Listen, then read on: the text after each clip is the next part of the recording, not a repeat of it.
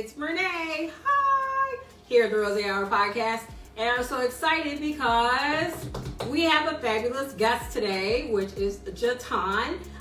He is our guest, and he is a wine writer and also a sommelier. So excited to have him here. And I'm excited because he's here. So we need to elect him into the room. So we need to go ahead and do that. So I'll just come around and do that right now. Say to you. So excited to have you here. My mind is blown. I'm excited. It's like so much for joining us here at the Rose Hour, our take on happy hour, if you will. And I'm so excited to be talking to you. I've been following you, slightly stalking because you are just so amazing. Sommelier, wine writer, influencer, and you're into the arts industry and everything, and you just do so much. And I hear there's a baby on the way, so much happening with you, and we're going to get into all of that. But want to open up with one, what are you drinking today? So we're in Spain today. We're talking about the Miravides Rosé Pinot Noir. This is a really interesting wine. I was helping with a couple places out of Spain. They sent me a bunch of wine so I could judge them. They're going to be doing this, I guess, competition. So I got a chance to try wines I have never gotten a chance to try before. And this one kind of stood out to me. So I wanted to bring this on camera and taste it in front of everybody. Oh, okay. So everybody, this is like a world premiere happening live in front of you. What's a lifetime opportunity to see this? Yeah, I could go over it really quick with you. So with this one, I love the color, first of all. I mean, it's kind of electric. You can see that pink just jumping out of the glass at you. And then on the nose, kind of like this wild strawberry, a little bit of tart cherry going on there. Some hibiscus, kind of like a hibiscus thing going on with a little bit of like green herbs too. And all right, I've been smelling too much. Let me just drink it because I feel like I want to sip. So no, we are here for you to savor, smell, all of the things swirling. Oh yeah, delicious. So it starts off angular, good amount of acid here. Tight tart cherry is the one that introduces itself to my palate first.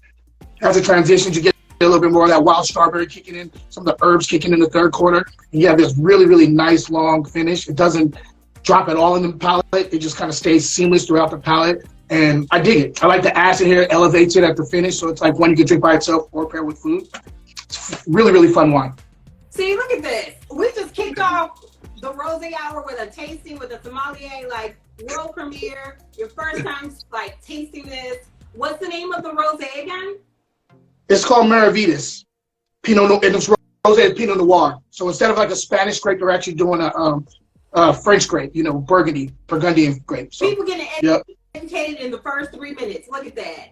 I'm here for this.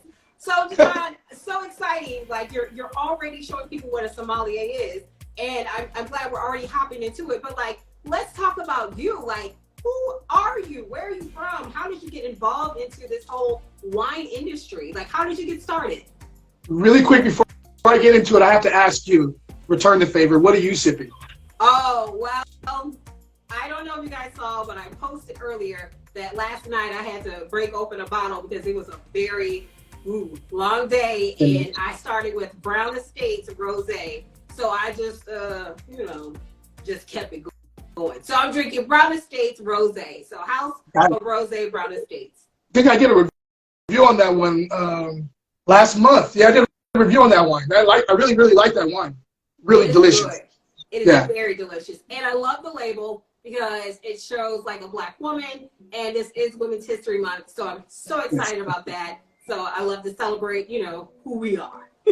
I heard that. Now I'll answer your question. So when it was weird. I was in college and I had never tasted alcohol in my life. I come from a family that is very religious. My dad's a preacher.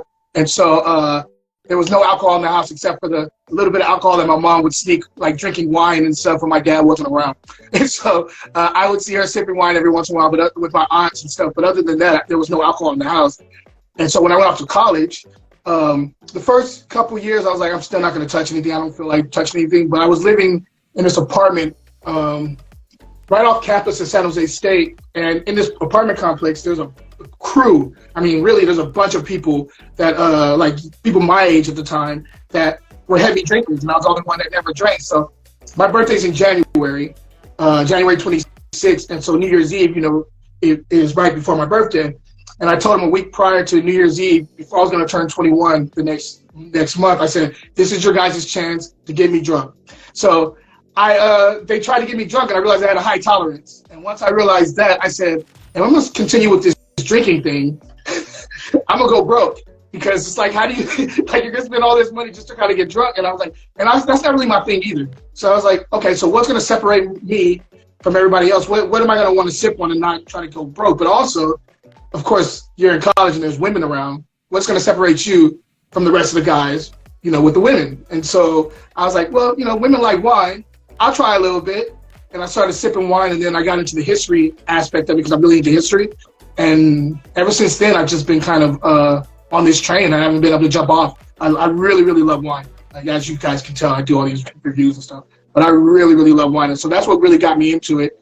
And then I kind of transitioned from there to blog writing, and then personal buying and stuff like that. So that's kind of how I got into the wine. Wow. Okay. So like, ladies and wine is really like how, and budgeting. I love that. Yeah. Like, really kind of putting it all together, and like, you know, college, we all learn a lot about ourselves. And you were like, hey, I'm here in college. I gotta be on a budget. I like to drink. My tolerance is a little bit up there. But you know what? Ladies love wine. I'm a preacher's kid. I ain't trying to do too much. Yeah. Trying to find misses, you know. So I see what you were doing. You had a goal. You had a goal in mind, and you used sort of like a strategic plan, if you will, to get to a goal. I'm here for it. I was trying my best. It was fun. It was like, because I was the only one out of my crew that was into wine, and everybody's looking at me crazy, like, what are you doing? Like, you know, we drink Henny. And I drink, don't get it twisted, I like cognac and all that stuff too, but like, I don't know, I went straight for the wine. And now that all my friends who were not into it before, all of them are into wine now. It's like, we go out, it's like, yo, whatever he's having, I want the same glass. I'm like, yeah, it just is what it is. So I love it though. I love it. Okay. I was broke though in college. You know, you're trying to figure it out. So I mean, glass of wine is a real thing in college. You know, and the big jugs. You know, hey, you gotta do what you do. Was a godsend. Okay, so after college, you are working in the world. Mm-hmm. You took your little tenderoni from college that you were having your wine Wednesdays with.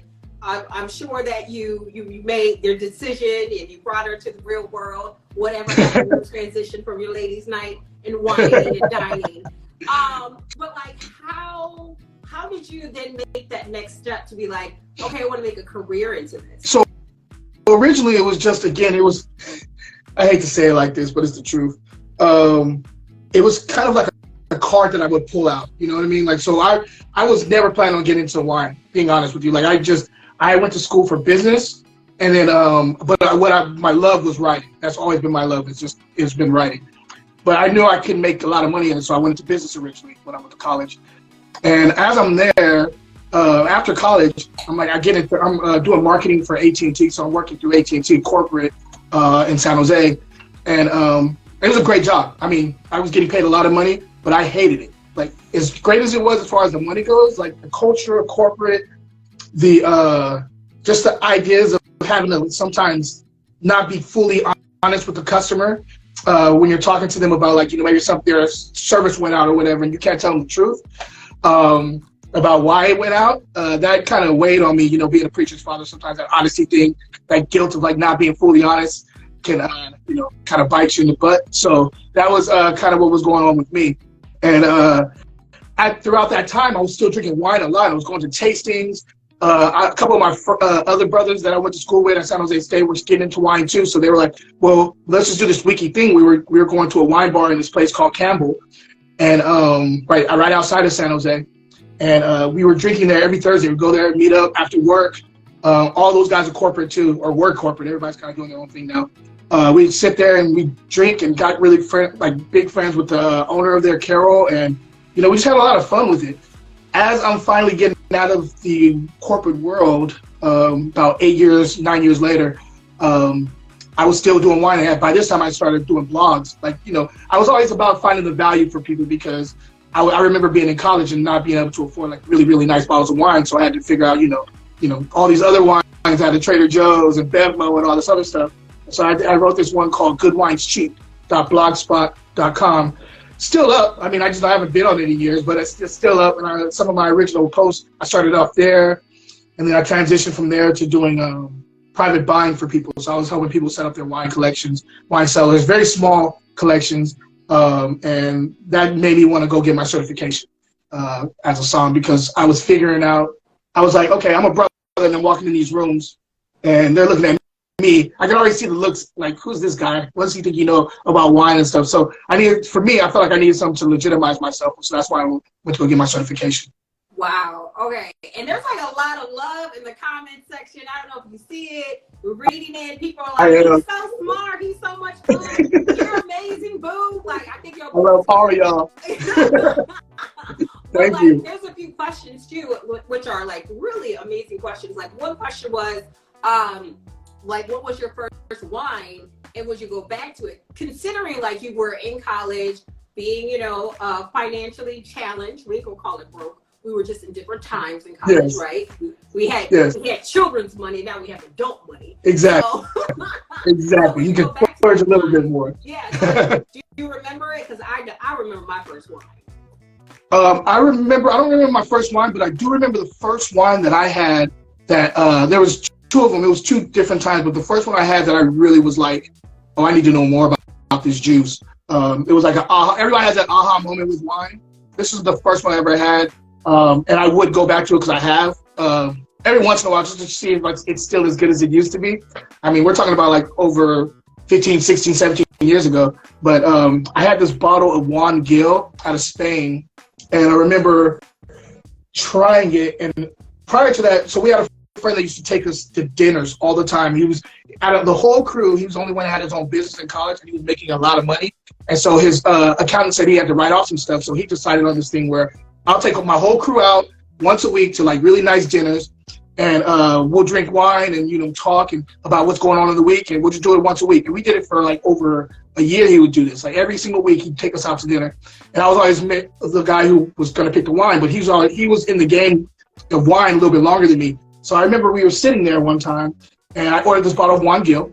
We pour it, and then we all take a sip. I take my sip, and I'm like, this is good, to the waiter, and then my boy, Nick, he says, hey, man, he's all, take that sip again and let some air in when you do it this time. I'm just curious to know if it changes for you. Of course, he's setting me up. I didn't know this before. I didn't know how people did this. But he's like, just let a little bit air in. Let a little bit of air in it, and the whole thing changed drastically. And I said, oh, I didn't know this. Like, because at first it was just red fruit, red and black fruit to me. And I'm like, this is good. It seems balanced or whatever. Once you let the air in, you get these earthy notes, you get these tertiary notes, you get all this stuff that you would never have found in a wine before because you didn't let air in it. So from that point on, I was like, oh, I'm letting air in all my wines. Like, I'm decanting, I'm doing the whole thing. I don't care how crazy I look in the restaurant. Yeah, I don't care how crazy I look in the restaurant. It is what it is. I'm in there sipping and I'm letting air in, I'm making that sound, and people looking at me, I'm like, it is what it is. I'm enjoying the wine, I'm enjoying the whole atmosphere, so. No. Yeah. And that's amazing because like one experience, right? And one homeboy like changed your life. You never knew that this homeboy would be like, yo. It feels like, what's the movie? I don't know. Go ahead with any Leonardo DiCaprio movie. The Wolf of Wall Street or something. Or something, yeah. It opens up your eyes. Yeah. I mean, I used to eat steak. I used to eat steak totally different too. Now, after going to dinners with this guy and the whole crew, like, I don't know, man. I never knew that you're supposed to eat it like medium. I was always like, well done, because that's where I come from. My family's like, we eat steak with no red, no pink, like it's well done. I can't touch that stuff now. I'm all about medium, and a lot of stuff. I took a lot of nuggets from those dinners. We had a lot of great conversations over food and wine. Yeah, he's still my boy to this day. He's one of my best friends. Like, he's a really cool guy. Okay, so I gotta ask, do you guys still go to dinner once a week? No. On him? No. We still when he's up here visiting from Southern California, we definitely all get out and like hang out and have some glasses of wine and talk a lot of business too, because we do kind of like lean on each other for, like, we all kind of consult with each other and lean on each other for information that maybe we don't have. But yeah, he's just a stellar dude. He's one of my favorite people in the world. There's a lot of questions in the comments, and I have a lot of questions too. But I'm gonna go to the comments because like there are rapid fire, like people are like, I want to know more about this dude. Like, so we're gonna just go to the comments here. So, what's your favorite varietal, and then also, what's one wine you don't like? Okay, so I'll talk about my favorite. I always like to enter in the conversation on the positive side first. So my favorite varietal right now, it's hard because it depends on my time, like the time of day and like whether it's a cold season or a hot season. But I've been into reds lately because it's kind of been a little chilly out here, like more full body reds. And my original favorite varietal used to be Carmenere out of Chile. I just love that it's a Bordeaux varietal that's no longer grown in Bordeaux and it's taking on its own identity. And there's like really cool herbal things going on there, green vegetal things, and like really, really dark, deep fruit. But it's not Carmenere anymore. It's still up there, but it's not my favorite anymore. My favorite varietal right now is Syrah. I love Syrah. It doesn't get enough praise and enough love from people. It's just one of those dynamic grapes that when you place it somewhere, when it's grown somewhere, it takes on the identity of that area. But you also get, like, on the deep cut side, you also get some of that stuff that you normally get out of Syrah, like, you know, black pepper and, you know, like cured meat stuff on the nose. You know, it's really, really cool. I love that wine a lot. Wow. People are like, yes, brother, preach. You know this stuff is what people are saying. This is amazing. Okay, so I want to go into sort of like how you take your passion, which everybody clearly sees, right, of wine, and also your other passion of writing, right? And everybody is not a writer. Trust me, I know. I see people's writing. Everybody can. You'd be like, "Ooh, what are you trying to say? I can't get it." But like, you definitely are an amazing writer.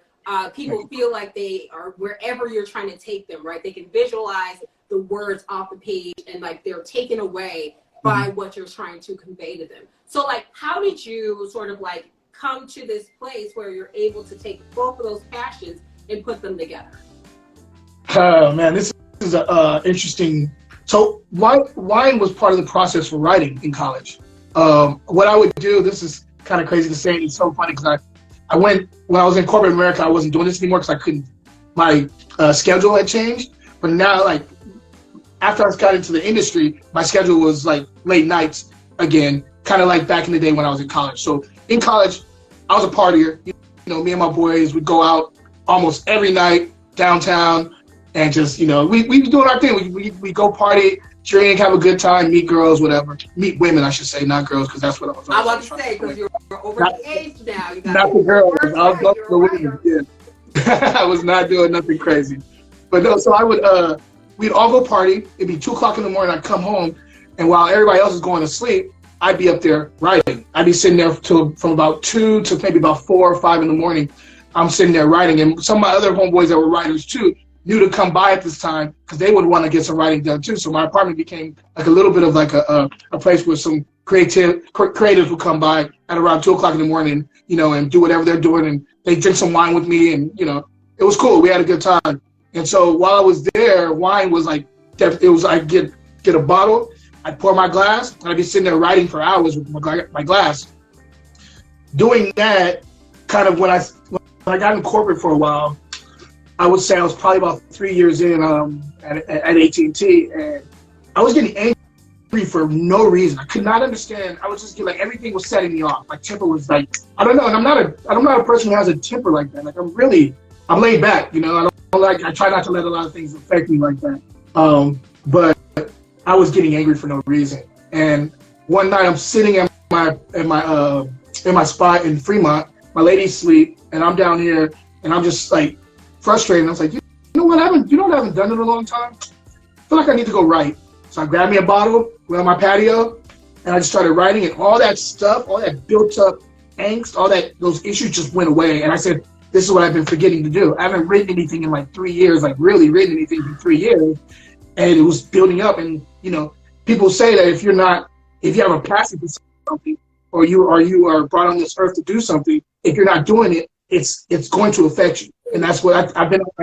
I feel like I've been brought to this earth to write. And so if that's what I'm supposed to be doing and I'm not doing it, of course it's going to affect my mood. And so that wine plays a part in my process, but writing is the thing that I really, really am passionate about. No, that's so important. And I'm glad you brought that point up about like, if you're not doing something like that you're supposed to be doing, like the purpose of you being on this planet, like you're going to feel that frustration, and also like you're going to be forced to do it some way, somehow you're going to end up doing it. And I'm glad that you channeled it. And also like, hi, you're doing it with another passion. Like you did a good pairing, like you paired wine and writing.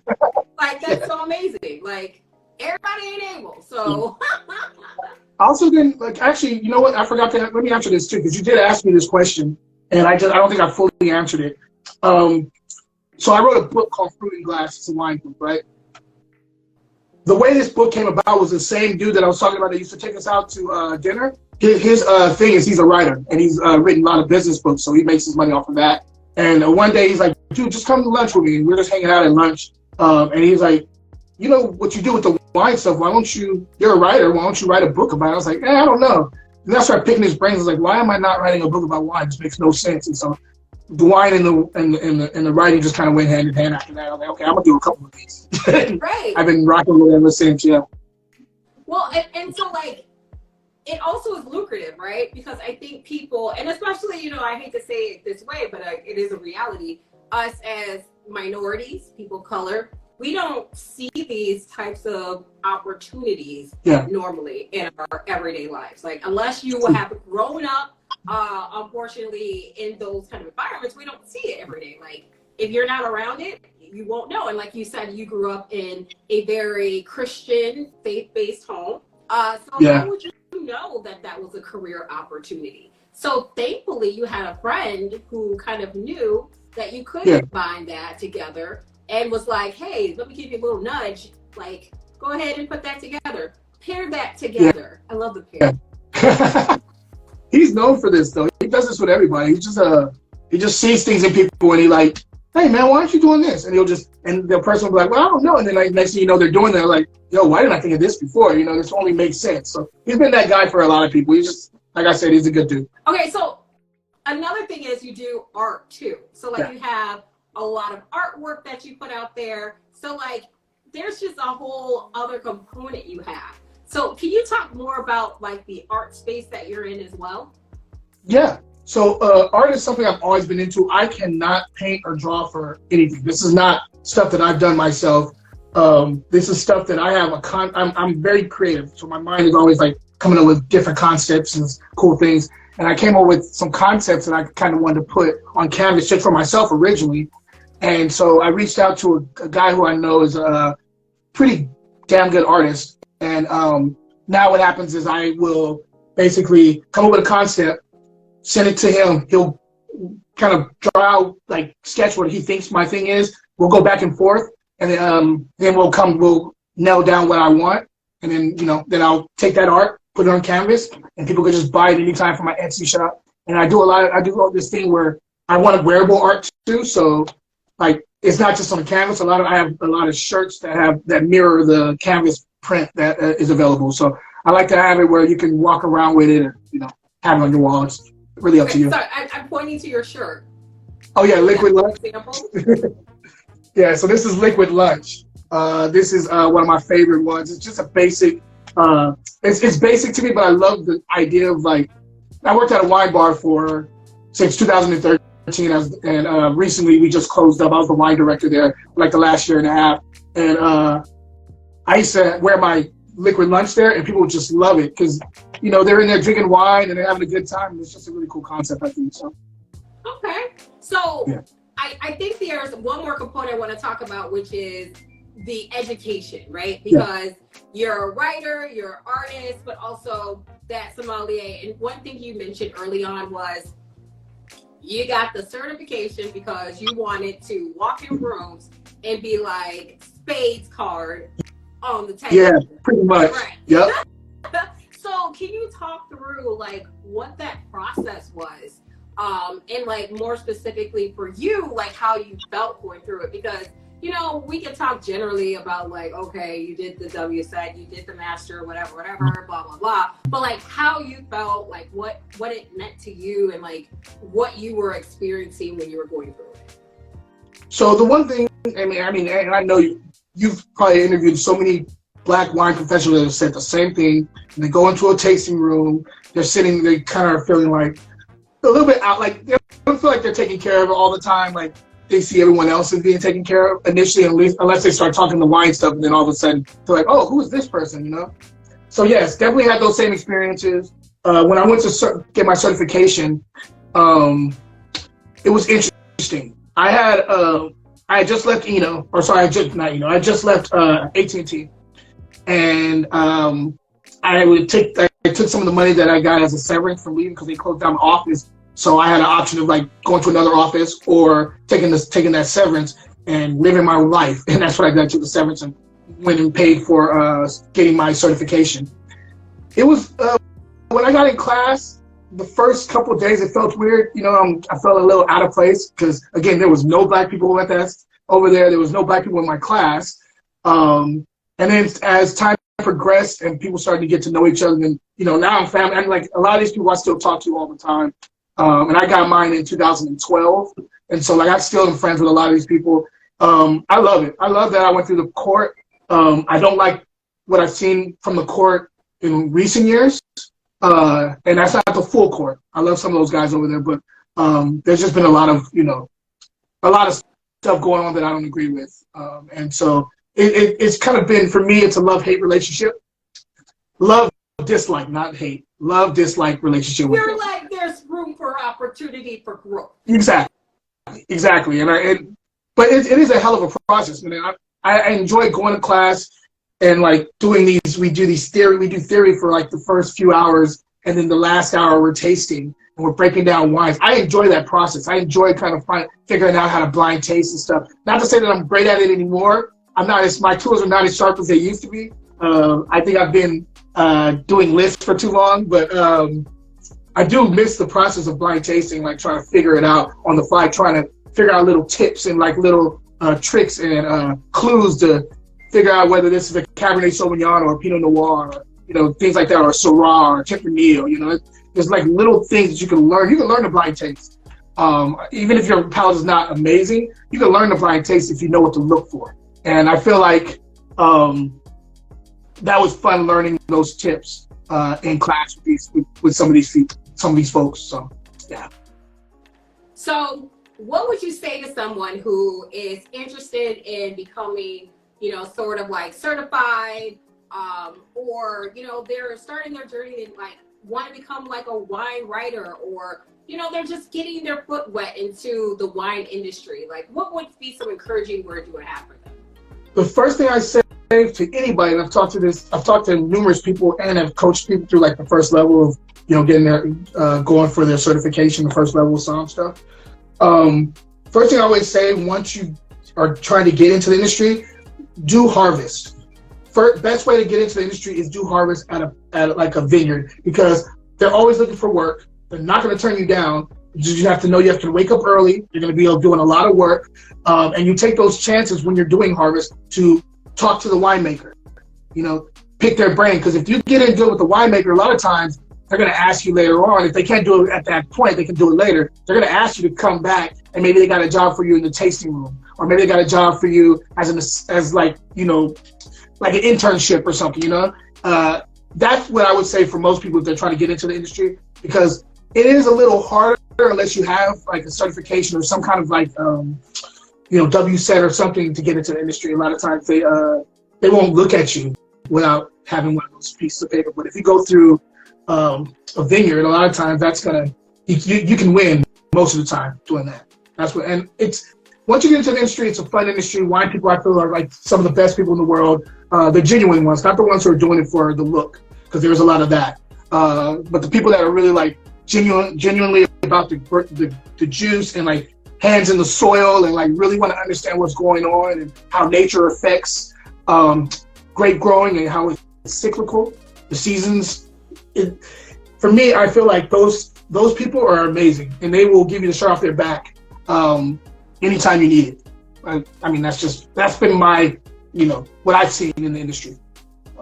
Cool. Now, one last question before we wrap up, because I know, again, you're on Baby Watch. You got a lot happening over there, and you got an amazing bottle of rosé that you are tasting and sampling for everybody today. But want to know, how can people contact you, buy your books and your art as well? Okay. So basically, if you're looking to get my art and gear, I have an Etsy page. It's fruitandglassgear.etsy.com. Fruitandglassgear.etsy.com. If you're looking for the books, my company is called Grapes and Sand Publishing, and you can go to grapesandsand.com. That's for all the books. I do also sell some books on Etsy too, so you can probably find some over there too if you don't want to go all the way to Grapes and Sand too. But that's where you can find me. And I'm always online, and I do 2 shows a week. I do a Wine Wednesday every single week. Got over 230 episodes of that. And basically I just do a review of a wine. And then I do my favorite one out of the 2. I love Wine Wednesday. It's great. It's the one that's been going the longest. But my favorite one is the Wine Still of the Week, which I do every Friday. I post every Friday. The reason I love this one is because, again, I'm about the value, right? And so I try to find something that is a bottle every single week that is under $20, that's punching above its weight class, that you can find at a Total Wines or somewhere local to you, hopefully. And and I review it on camera. I have not given everyone the great reviews. Sometimes they're not so great, but some of the ones that are great are really, really good finds. And I do that every Friday. I normally drop it around 6 or 7 o'clock every Friday p.m. Western time. West Coast. West Coast time.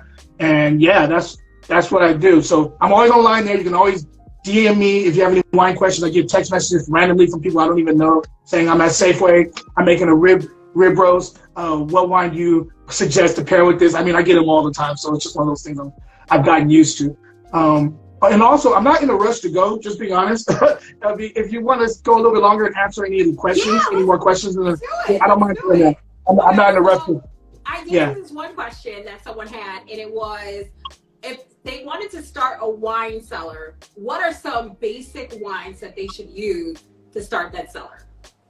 So first of all, you have to go with either high acid wines or very tannic wines. The reason being is those are the ones that age a little bit better. For example, grapes, tannic grapes. Let's talk about that. Cabernet Sauvignon tends to be a grape. Not always, because there are different winemaking styles, but Cabernet Sauvignon tends to be a grape that you can age for a very long time because they tend to be, when they're young, they're very tannic and it's hard to get to the fruit. So Cabernet Sauvignon, Nebbiolo is my favorite for red wine to age because Nebbiolo, I don't care how much you soften it up with the oak that it's now being, aged in, it's still specifically like Barolo and Barbarescos, Northern Italy, Piedmont, if you don't know what I'm talking about. I'm not going to assume, but Nebbiolos or Barolo, Barbarescos, those things can sit down for like 20 years and not break a sweat because of the tannins are so big if you were to pop them the year that they come out, you're not going to get to the fruit at all. And you're going to be like, what is this? I hate this. This is austere and it's tart and it's, angular. But you let that thing sit down and that baby starts singing after about 10 years. And I think that's the way to go if you're trying to, if those are grapes to look at to age initially. We're in a different time right now where we're in the pop and pour era where a lot of wines are made to be drunk young. And I understand that. I have no problem with a lot of the natural wines. They're made to be drunk young. They're not made to age anymore. And there's a place for that. I have nothing against those type of wines. I drink a lot of them. Two Shepherds is one of my favorites, by the way. But if you're trying to age the wines, you got to lean more towards like the old school, like grapes, like the Cabs, the Cabernet Francs age very well. Tannats can age pretty well. Again, Nebbiolo is one. And acid too, that's another thing. Riesling for white grapes, to me, is one of the best aging white grapes, period. You would think, because people would think of Riesling, they think sweetness. Whether it's dry or sweet, they tend to age very well because they're naturally one of the highest acidic grapes, like naturally. And so they'll sit down and they'll age for a long period of time. I've had one from my birth year, 1981. I had one from 1981, and it was singing. So, yeah, that's what I would be looking at: high acid grapes and naturally tannic grapes to sit down and age. That is my birth year as well. So, whoop, whoop. All 81 babies. We're the best of the 80 group. We're officially the 80s. You know.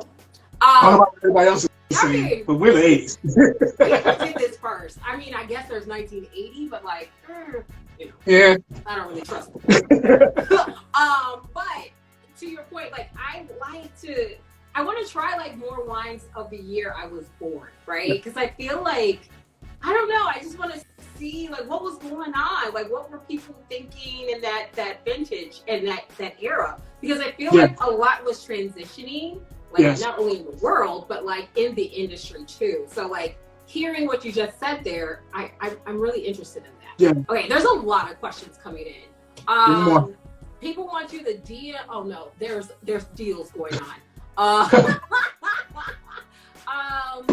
What's your petite Syrah, I can't get it now, that you love? Someone said 83 was a good year. Ooh, I don't know about that. So yeah, there's like a rosé deal going on. Oh my God, I'm not surprised. I know some of these people. They're hustlers. They get this stuff. There's like a whole rosé deal going on. So if you're not in the chat right now, get in the chat, because I think it's Gui. How do you say that? I don't know. Yeah. Gui Rosé. Oh, Gui Rosé. Oh my God. Yeah. That's my boy Sam Para. Yeah, he's working this chat, honey. Because I want this guy he makes outstanding wines. He actually the book It's a Vibe. I think it's right here. It's a Vibe, the cookbook I just published for Armando Tam. We have recipes in it, and Sam Para Wines is actually one of his wines made the book. He makes outstanding wines. I love his. He's doing a cool thing in Oregon where he's using some Spanish varietals, going out there and he's bottling some Tempranillos. I just had his Tempranillo a few months ago. It was outstanding. He just does a really good job, and I mean, he's a hustler too. He gets down. He's not playing around. Listen, I'm here for what he's doing in the chat. I'm like, Billy Walk on every block, sir. I'm here for it. That's my guy. So someone wants you to recommend a petite Syrah, please, that you have in your repertoire. If you have something for everybody.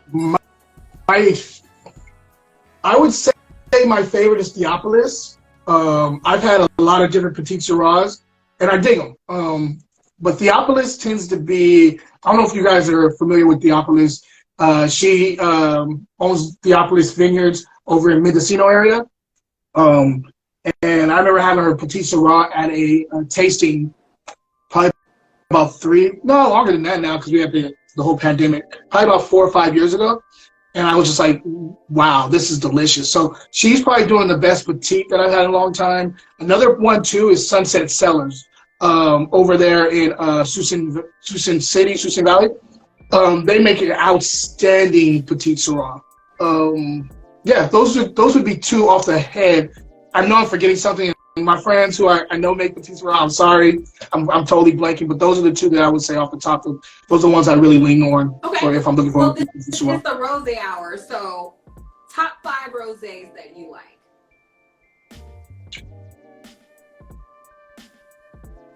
I don't know if you know this, but Beauregard does a really good one.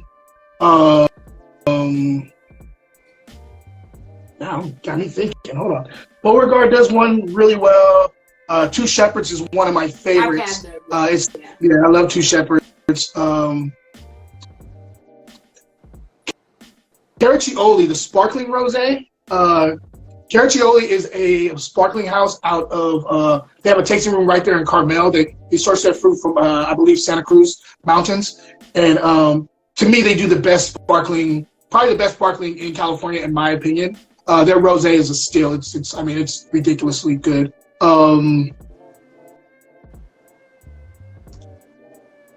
Soder does a really good one out of Oregon. Rosé and Pinot Noir, that's a delicious one. And there's one is on the tip of my tongue, and of course, Par does a really good one, so that's 5. I know I'm missing one, and I'm going to be really kick myself in the ass later for not remembering, but yeah.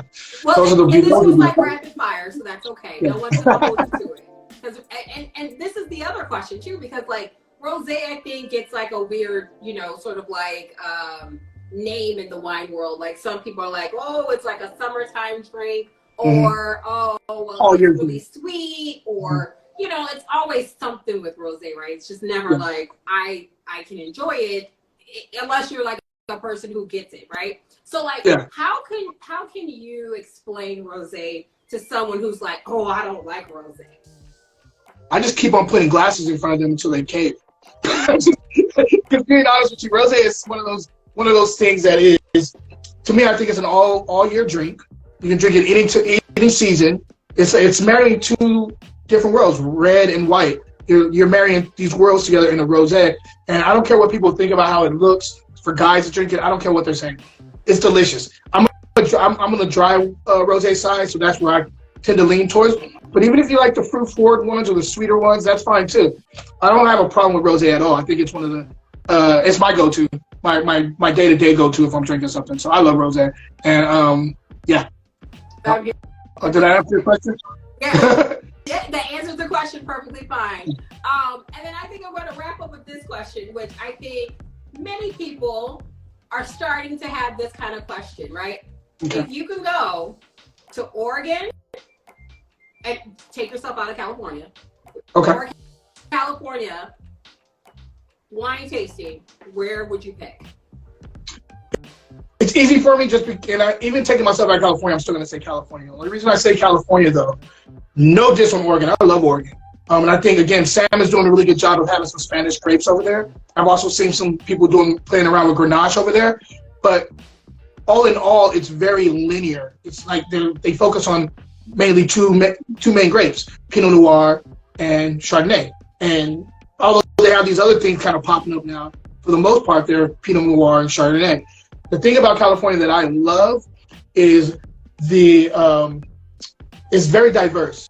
There's all these microclimates all over the place, and so you have all these crazy vineyards and like regions everywhere in California that they're making grapes across like the whole platform. Like you're looking at, I think I had recently what did I have? I had somebody's actually growing Carmenere over in Santa Clara Valley, which you don't see that too often. I had a Carmenere from there. I had a Touriga Nacional, which is a Portuguese varietal from something out of someplace out of foothills, which is going north from where I'm at in California. Of course, you have Pinot Gris, Pinot Blancs. You have all these different varietals being grown in California. You go down to Paso Robles, and you're talking about like Rhone, like country, like all these different Grenaches and Syrahs, and it's just I love that about California. It's very diverse. Not all of them are making great, but some of them are amazing. I've had a Nebbiolo, which I would have never thought anything from California Nebbiolo would be good. And I had one from this guy Harrington.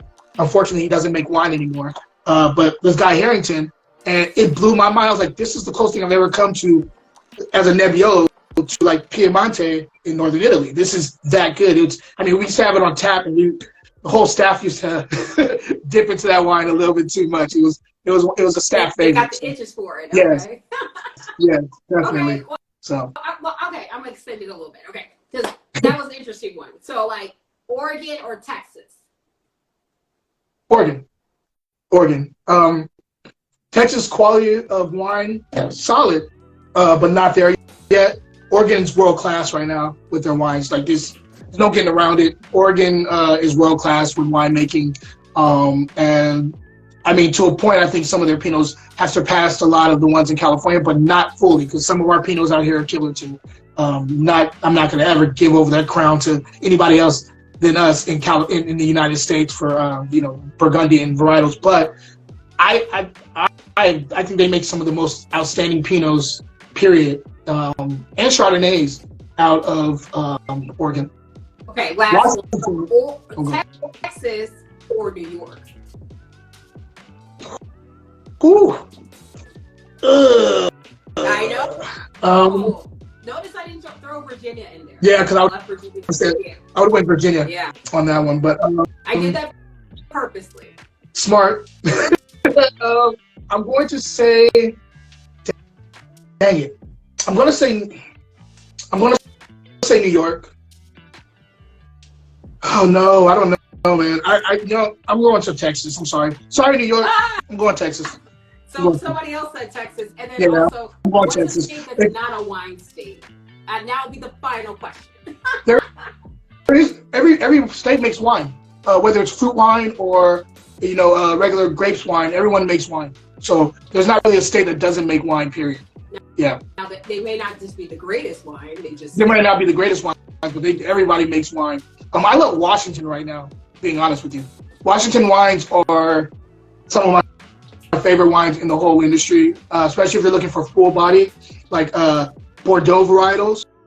I want to go back out there so bad and taste. I really had such a good time. I went there for my birthday a few years ago and tasted on my birthday, I tasted probably about 30, 40 wines in one day.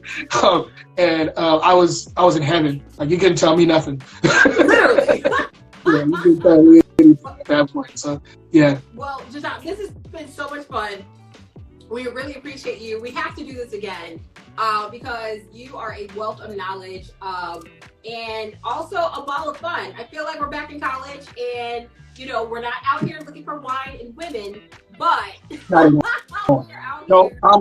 I've been with my lady for 15 years. I'm good. Like, we happy. Congratulations. Wine is my only affair that I have is with wine. Yes, right. Keep it that way because there's a baby boy. And we want to make sure this baby is coming in healthy so that it could be the heir to some conglomerate of wine writings that will be in the Smithsonian someday. So I'm already taking notes. I'm excited. He's coming in next month, and I cannot wait. I'm like, because we weren't planning on having kids. We just wanted to be that couple that flew around the world and traveled and just had a good time and ate all these. We never wanted to have kids, and then we got surprised, and now we're just like, okay, let's go. Yeah, it was a great surprise. Too much wine. Yeah. A lot of wine. But no, we're super happy right now. I can't wait till the little knucklehead comes out and show me how to be his father. Hey! Yeah. Well, congratulations to you. Thank you. And thank you again for being here today. We appreciate you. And again, how can people purchase books and artwork and all your creative, amazing things? So again, for books, you want to go to grapesandsand.com. grapesandsand.com. I love the beach and I love wine, so Grapes and Sand was why I came up with that title for the business. And then if you're looking for artwork, you can't see it, but I have artwork up here. Artwork, any of the wearable art, hats, anything like that, you go to fruitandglassgear.etsy.com and go check that out. That's all. If you go to Instagram, you go to link in my bio, you can check out everything. I have everything listed for you. On top of that, if you guys get a chance, get this book. It's a vibe cookbook. It's the reason why we named it It's a Vibe. It was collaboration, first of all, with a lot of different winemakers of color, women winemakers, all in the book. So I did all the wine pairings for every recipe that he has in the book. We made sure that we made it really a collaborative thing.